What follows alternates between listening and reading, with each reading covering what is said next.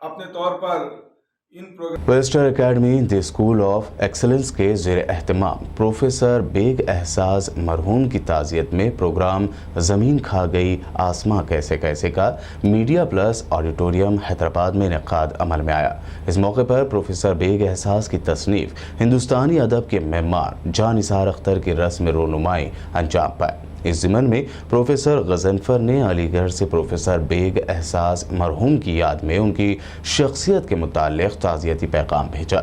अफसाना निगार कमर जमाली की ज़ेर सदारत और चेयरमैन एकेडमी मोहम्मद अब्दुल्ला जमील की ज़ेर निगरानी मुनक़्क़दा इस प्रोग्राम में मीर मोहतशम अली ख़ान ने मेहमान ख़ुसूसी की हैसियत से शिरकत की और खिताब किया, जबकि डॉक्टर मोहम्मद आसिफ अली, डॉक्टर हमीदा बेगम, आमिना बेगम, साइमा बेग मेहमान एजाज़ी रहे। कन्वेनर डॉक्टर नाहिदा सुल्ताना ने मीडिया से बात करते हुए तफसीलात बताई। साहब को खिराज पेश की गई इस प्रोग्राम के ज़रिए और प्रोफेसर बेग एहसास साहब की आखिरी किताब नहीं मोनोग्राफ कहना चाहिए, उर्दू अदब के मेहमान जान निसार अख्तर पर जो मोनोग्राफ आया है, साहित्य एकेडमी की जानिब से 2021 में इस किताब की रस्म इजरा की गई। और इस प्रोग्राम को करने का एक अहम मकसद ये था चूँकि सितंबर में प्रोफेसर बेग एहसास साहब इस दायरे फ़ानी से कोच कर गए और Wester academy the school of excellence के वो एडवाइजरी मेंबर भी रह चुके और हैदराबाद के मशहूर मारूफ अफसाना निगार है। हैदराबाद ही नहीं बल्कि बैनुल अक़वामी शोहरत याफ्ता अफसाना निगार हैं। इनका ताज़ियती जलसा कोविड गाइडलाइन की वजह से मुनक़िद नहीं किया गया हमारे स्कूल। तो इस प्रोग्राम के ज़रिए एक तरह से हमने उन्हें खिराज भी पेश की और उस किताब की रस्म रोनुमाई भी अमल में लाई गई। इस प्रोग्राम में मोहतरमा कमर जमाली साहिबा ने हैसियत सदर जलसा शिरकत की और साथ ही चेयरमैन वेस्टर एकेडमी अब्दुल्ला जमील साहब ने इसकी निगरानी की और 3 मखाला निगारों ने अपने मखाले पेश किए।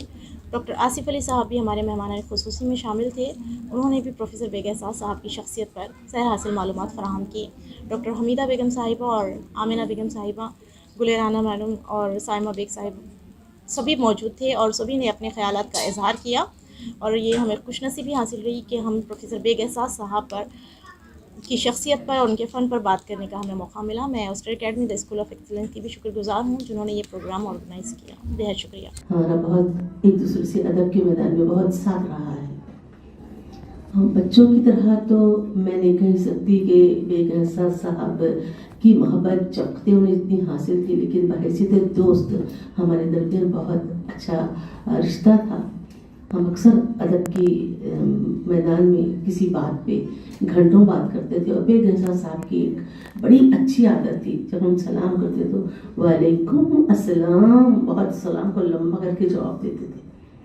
देखिए, इंसान की जो उसकी जो आदत है, उसका जो किरदार है, सलाम के जवाब से इंसान दोस्ती और उसकी मोहब्बतें और शाइस्तगी, इंसान जब सलाम करता है किसी को तो अगर मर्दम शनास हो कोई तो उसके सलाम के जवाब से समझ जा सकता है।